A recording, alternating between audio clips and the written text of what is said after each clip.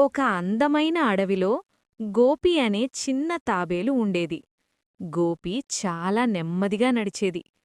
అందరు జంతువులు దాన్ని చూసి నవ్వేవారు.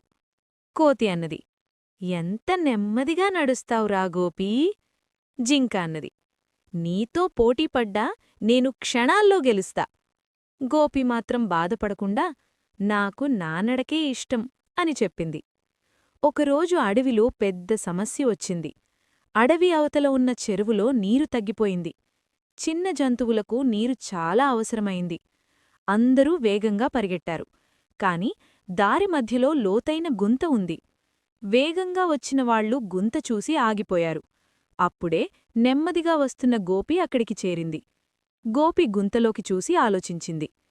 "నేను నెమ్మదిగా వెళ్తాను కాబట్టి జాగ్రత్తగా పనిచేయగలను" అనుకుంది.